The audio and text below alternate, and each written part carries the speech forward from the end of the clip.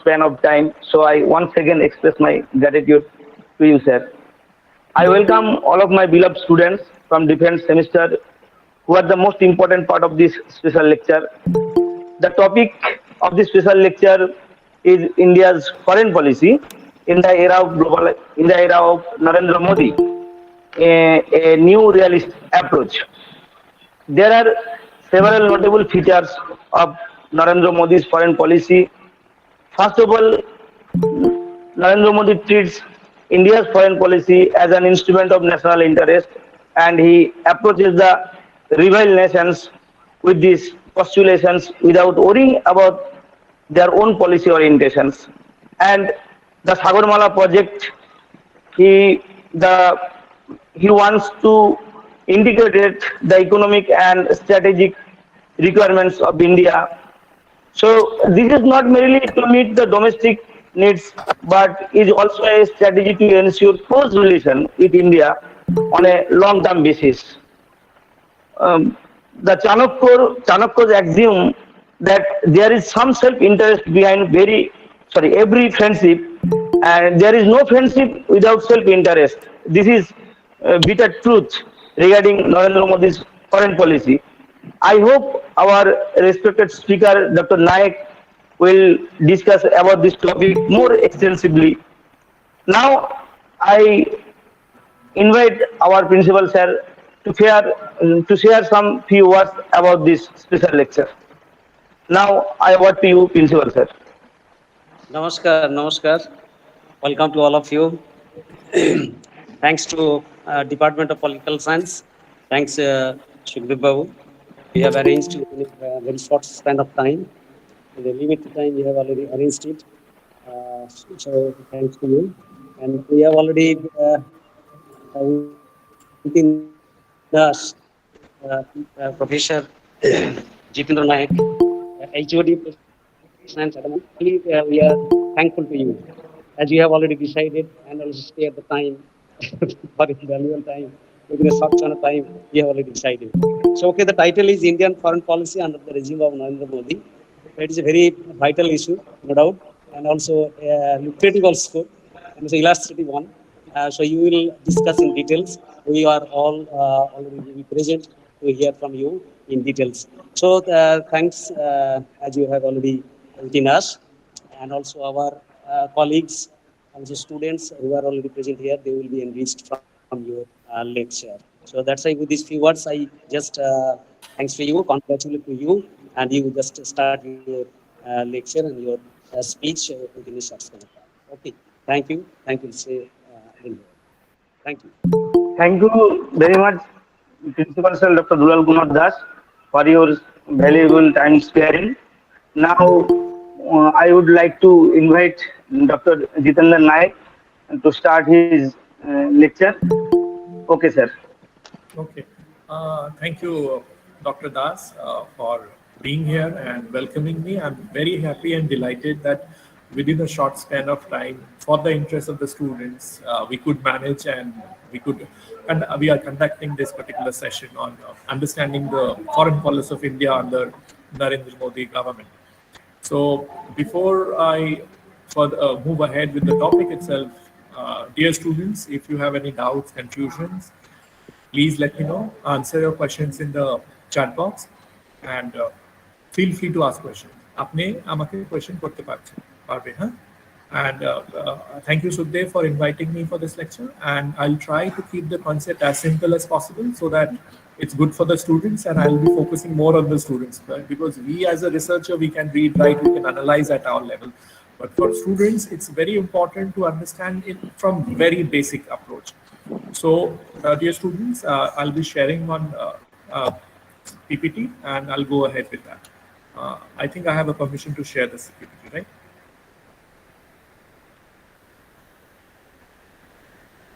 Okay, is it visible? So, Dave, is it visible? Hello? Oh, sir. Yes, sir. Is it visible? Yeah. Okay. So the first thing, if I talk about foreign policy, what exactly we mean with the foreign policy? It means any country which establishes its relationship with another country in terms of political, economic, social, and other cultural aspects. So basically, today we are discussing about foreign policy of India and during Narendra Modi's time. It means it will be a time period from 2014 onwards when Narendra Modi or Honorable Narendra Modi became the Prime Minister of India. So obviously we are talking from a neorealistic perspective or neorealistic approach. So what does it mean? It means basically, are we focusing on a revived notion of nationalism? Are we talking about inward policy where we are focusing us first and then the other? Or what is it more about pragmatism? Means pragmatism means are we changing as per the requirement of the world or are we completely different? So the first thing that if we talk about Narendra Modi's policy, definitely we need to talk about what happened earlier, right? Because if you see that there is a change in his time and tenure, there is a different approach during him, it means you need to understand. So I will start from a tenure, like think about 1991. India was completely closed in the sense no foreign companies were allowed. It was completely away from the globalization, and there were issues that India's gold reserves were also falling. As a result, I think during the Prime Minister Narasimha Rao government, the liberalization policies started coming up. And if you remember, during this time also, there was a breakup of USSR, which became Russia, the present Russia. So India's relationship with one strong country started deteriorating. So definitely there needs to be certain plan B, or there should be certain revived relationship which was there, because India was not part of the any of the Cold War participants, be it USA or Russia. It was a third party where it propounded idea of TAM, completely non-alignment. But these policies, these changes, it keeps on changing, and they started following a policy of look east. Why look east? Because they were not planning to go for look west policies, which later happened, when especially not in terms of the Western countries, but in terms of the Middle East, or what we call West Asia. So I hope you are getting me what I'm trying to say, right? Hello, am I audible? Audible. Yes. Continue. Okay. Please. If any disturbance happens, please do Excuse let me, me sir. Excuse me. know. Okay. So Sorry here, to interrupt you, sir. Your sound is blurred, sir. can Your you hear sound me is now? blurred. Is it fine now? Hello, is it We fine now? cannot hear you properly, sir. Your sound is blurred. Can you hear me now? But it is fine. No, sir. Just 1 minute, I'll adjust Yes, my. right now it is clear. Is it fine now? The sound is clear to us also. Clear to us. Clear. Is it fine? Yes. Okay, so I was actually, if you have missed it, I'm just telling you that if you talk about any policy, we have to talk about policy what it existed, because to find out the difference. So I was telling that 1991, two major events happened. One, India started opening up its economy, and 1991, 90s, again that there was a breakup of USSR. So there was a definite need that Russia, which was a all-weather partner of India, needed an alliance. So as a result, during the Congress government from 1990 onwards, they started focusing on Look East policy, which at the current time has become Act East policy. So they started looking in some of the developing countries of Southeast Asia, be it Taiwan, be it Singapore, be it Malaysia, to renew its relationship. So this started a building of a new form of relationship, which was completely confined towards one side, that was USSR. So I'll be changing the slide. Here, if we study this foreign policy, we were moving from the previous policies, which was completely inward looking. It was completely focusing only on India within the Indian borders. ঠিক আছে, তো তাই এটা change হয়ে গেছে from look east to act east, which I'll be discussing. Then we started focusing on relationship with Middle East or West Asia as we call, and then the focus started from Indo-Pacific region, later which has become Quad, which I'll be explaining, and also relations with Africa. What you will be noticing that all these relationships are not towards the major countries of Europe and USA. This is focusing on the countries which are developing or which have in the process of being considered developed. So if I talk about the challenges or the policies which started from 2014 onwards, Narendra Modi government started focusing on the three C's, popularly known as three C's. One is commerce, ব্যাপার, তারপরে culture, সংস্কৃতি, তারপরে connectivity. So here you are easily to open up the economy for other countries to invest in India and also to Indians to invest abroad. And culture, when you're talking about, if you have seen, and many people criticize the current government and the Prime Minister Modi, that he's always on a visit. But remember, this is how the international relations are built. Irrespective of the leader or irrespective of the government, people to people contact, government to government contact is essential to build the credibility. This is not based on the party who is in power, but this is the role and responsibility of the head of the state to have dialogue and discussions. For that, they have to go. Commerce, you completely understand interlinking, connecting the governments and the economy of different countries where you live together, you sail together. Culture is more about a people-to-people contact and connectivity, again based on physical connectivity in sorts of the roads, railways, and everything, which has been emphasized, which I'll be discussing more. All of you must be knowing that whenever Prime Minister Modi visit, he try to meet the Indians who are settled there. Have you ever thought what is the reason? Obviously, it is because of his popularity, because of his charisma. But this is also a form of establishing India's credibility abroad, India's strength abroad, India's influence abroad. So that needs to also be understood that these sorts of events are also part of international relations, what we call diplomacy, which is nothing but soft power diplomacy, where the country's policies, the peoples present in that country will definitely impact and influence the diaspora, the policy of the country, and indirectly the policy of the country we are from. It means India. Okay, so this is something which we are talking about in terms of the areas which we will be focusing. That is, we have moving from the look east to act east. We are focusing on West Asia because the relationship with West Asia was not very revived.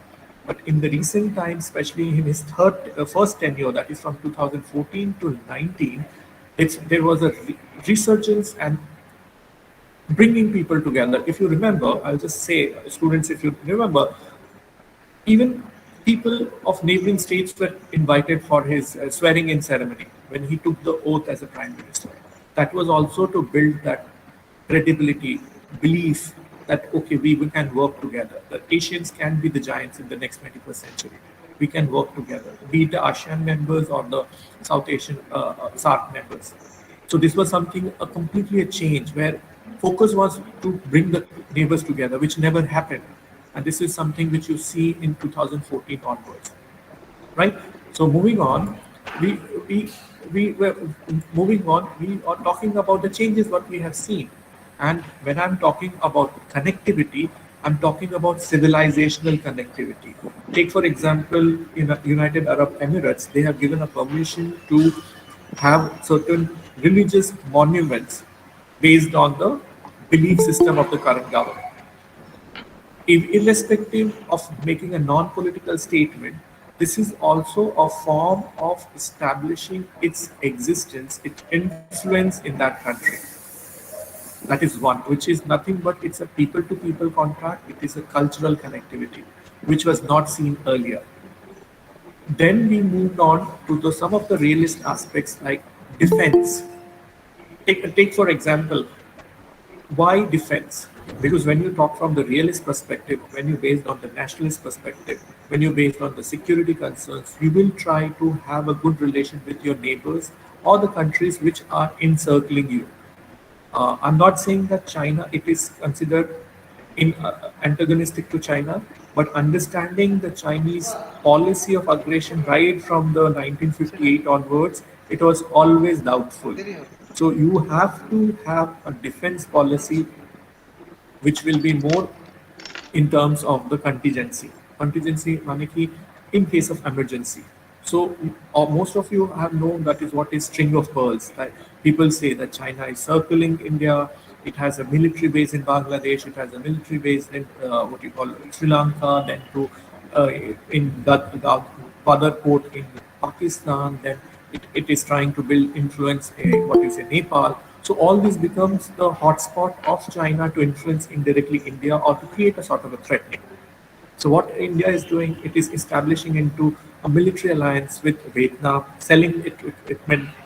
Then there is a maritime alliance where it can allow its ships to move freely in the South China Sea. And you are very much aware that South China Sea is also a contestation between most of the South Asian countries against China. That is, if you talk about Vietnam, if you talk about Brunei, if you talk about Philippines, if you talk about Malaysia, and these countries all have their certain share on South China Sea. And the argument which is presented by China is that South China Sea belongs to China because the name itself, the territory itself extends till that point. So think about if such aggressive policies are there, how these small countries will deal with a big giant called China. So they actually look as an alternative as India as a counterbalancing force. And this was completely understood by the current government that we need also our presence as a formidable country which is can stand against China. Because I'll give you a story that when India did 1998 Pokhran test, that is atomic test, the countries were not happy. Southeast Asian countries were not happy. But with the changing time, with this credibility which was built by India during this 2014 and the current ongoing tenures, they understood that only country which can counter China is India. Obviously, India has its other problems to manage or balance as per with China, but South Asian countries knew that this is something which they require for their own national interests. So then that is the reason why they started entering into joint military deals, defense corporations, because ultimately, you know, there is an aggressor. What actually happened with Hong Kong, what is the fate which is happening in Taiwan, it all itself shows that small countries are being getting dominated. So what exactly they are planning? They want someone, or a partner, which can counter because their national interest and the other country's national interest matches. So this is something which has revived during the 2014 to 2022, what you say, tenure of Prime Minister Narendra Modi government, because this is something which is a reality. Take for example, nobody thought that in 21st century there can be actual war. The aggression which has shown with Russia and Ukraine has completely changed the entire face of modern day strategic alliance or dialogue and discussion. So it has become a reality that war was it was thought to be a 20th century phenomenon, but this has completely has brought a new dimension to it. So because of this now, the foreign policy need to be more realistic, more pragmatic, more based on national interest, rather than just rather than just based on looking India from the development aspect. It needs to be prevented and protected first with cooperation and with extending it arms to other countries. Okay, so even uh, another important thing which I was talking about that in terms of the navigation or international waterways, Indian Ocean region has become a very important region because of obviously China's trade routes, obviously because of its the what you would say the busiest waterway system, because major parts of the world exports and export imports happens from this particular region. So in that case, India's extension of its relation, be it with small countries like Mauritius, Mozambique, even in Somalia, it has become prominent, which was earlier not there, because they means we also have to protect our waterways, our international trades, which can be countered by China. So think about these are the policies which are basically taken into account with the China factor. If I say so, it's the China factor because it's not directed towards the situation in Pakistan, because Pakistan is used as a proxy by China to create an issue in the South Asian and in the subcontinent region.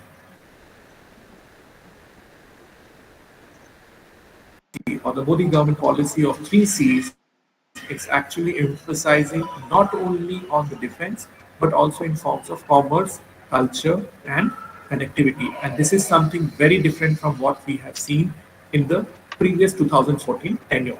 Remember one more thing which I'll tell. Foreign policy don't work in isolation. It will be definitely have certain previous impacts of the previous government.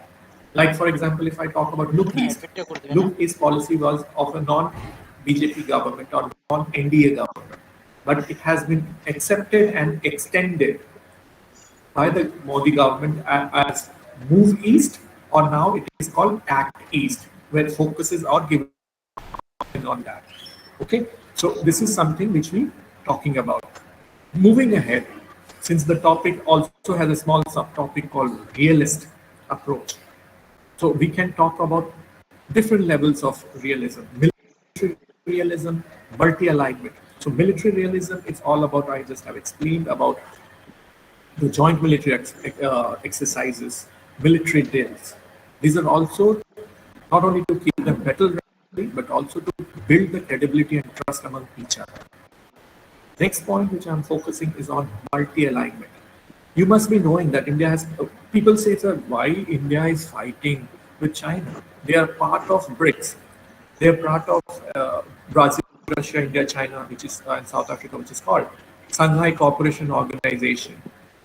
And if they are part of it, then why again they have to be part of Quad, which is Australia, US, Japan, and India?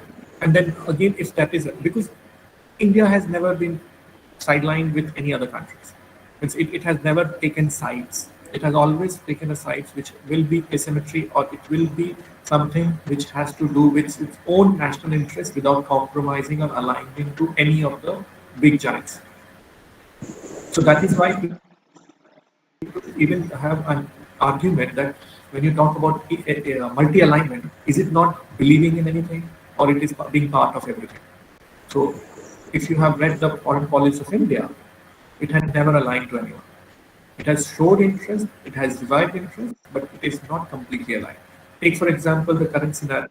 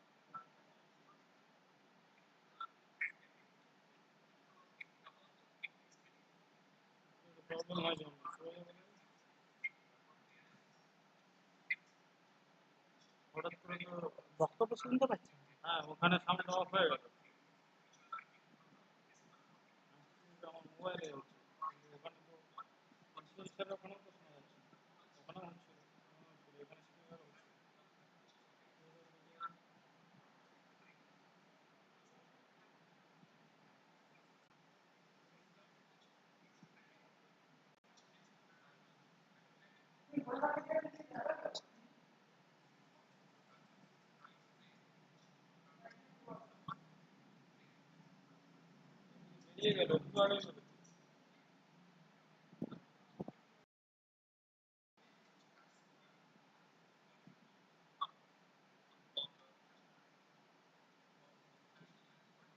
has walked away or moved away from what it has done. It has continued it, maybe in a new flavor. It's like if you're talking about a new package to the old stuff. The content inside the packet is same, but the box is new. I understand because people sometimes don't understand because they think that whatever the government is doing from 2014 and 2019 or whatever is going on, that is something created for the first time. No, it was always there. It has been polished and it has been. Thank you very much, sir. Another two questions are there. Uh, one question বাংলাতেই করেছে Acted mode. যে নরেন্দ্র মোদীর বিদেশ নীতির মধ্যে নাকি বৈদিকীকরণের ছাপ দেখতে পাওয়া যাচ্ছে, এই অভিযোগটা কি সত্য? Just for your opinion. না না আমি বুঝতে পারছি না। সেপ্টারাইজেশন of foreign policy, বৈদিকীকরণ।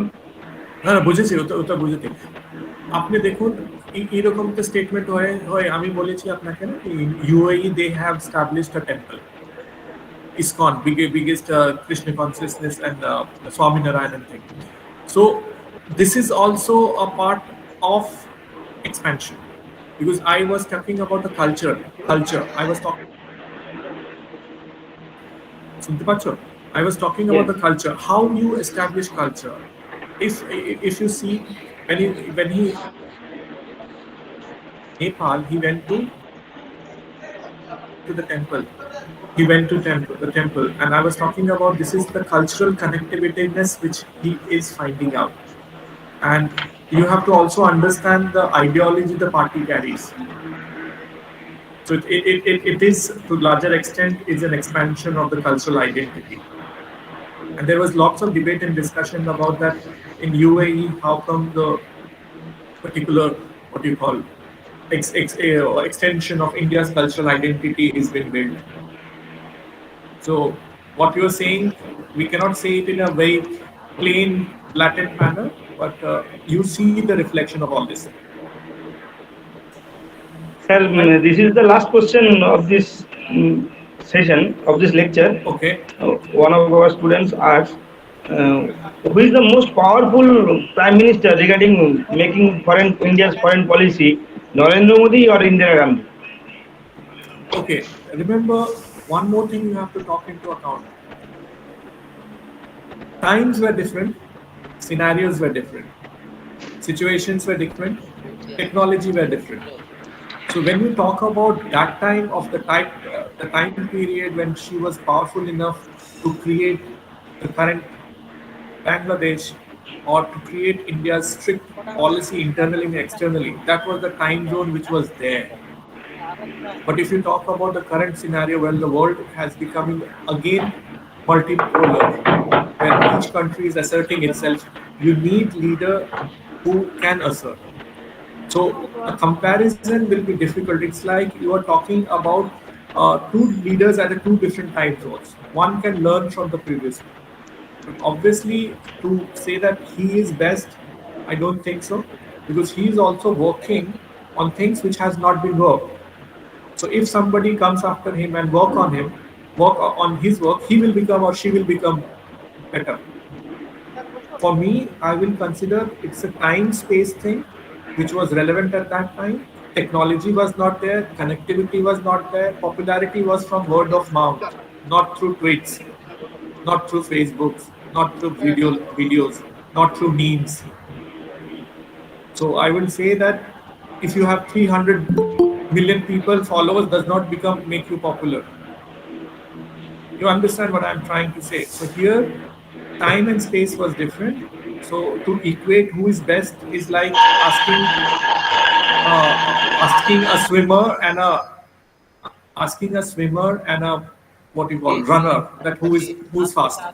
Both are fast in their own discipline. Okay. Hello. Yes, sir. Thank you very much, sir. Sir, we have short of time, so no more question will be entertained now. Okay. So dear viewers, Dr. Jitendra Kumar Nayak discussed the Narendra Modi's foreign policy very extensively. Uh, he emphasized three C: culture, commerce, and cooperation. And Narendra Modi traces on of democracy and peace, making India's foreign policy. Sir, discuss how India, under the leadership of Narendra Modi, become multi-powerful, multi-alienation, and India, by his yoga policy, কিভাবে পশ্চিমের রাষ্ট্রগুলোর সঙ্গে সম্পর্ক রচনা করছে, তার প্রভাব বিস্তার করছে, Russia আমেরিকার সঙ্গে সম্পর্কের ক্ষেত্রে ভারসাম্য বজায় রাখছে, এবং আমাদের সামনে চীন এবং পাকিস্তান দুটো যে মাথা ব্যথার কারণ, দুটো শক্তি, কিন্তু সেইখানেও নরেন্দ্র মোদী তার ডিপ্লোম্যাটিক বিষয়গুলিকে কাজে লাগাচ্ছেন। তো সম্পূর্ণ বিষয়টি আমাদের স্যার ডক্টর জিতেন্দ্র কুমার নায়েক খুব সুন্দর আলোচনা করেছেন। ছাত্রছাত্রী তোমরা প্রশ্ন রেখেছ, আশা করি তোমরা উত্তর পেয়েছো। তো আমাদের ইউটিউব লিঙ্ক দেওয়া আছে, তো সেখানে এই বক্তব্য শোনার পরে তোমরা পরেও শুনতে পারবে। যদি তোমাদের কোনো প্রশ্ন থাকে সেখানে প্রশ্ন রাখতে পারো। আমি আশা করব স্যার সময় পেলে তোমাদেরকে হয়তো রিপ্লাই দিতে পারেন। তো আমি আরেকবার ধন্যবাদ জানাই প্রফেসর ডক্টর জিতেন্দ্র কুমার নায়েক। উনি খুব সংক্ষিপ্ত সময়ের মধ্যে আমাদেরকে সময় দিয়েছেন এই স্পেশাল লেকচারটি আয়োজন করার জন্য, এবং প্রিন্সিপাল স্যারের উদ্যোগে। তো আজকে আমরা এই স্পেশাল লেকচারটি এখানেই সমাপ্ত করছি। Once again, thank you, sir, Dr. Jitendra Naik. Thank you, everyone. I'm happy. Thank you. I will thank your Professor Sukhdev. I'll thank your Principal Dr. Das for getting time and being part of it and making me part of your knowledge through obviously virtual means. And I'm happy for that. Thank you so much. Have a good day, everyone. Take care. Thank you, sir. Bye, bye, sir. Bye, sir. Bye. YouTube লিঙ্কটা কাটতে বলতে গেলে YouTube লিঙ্কটা কাটতে বলতে কাটতে বলতে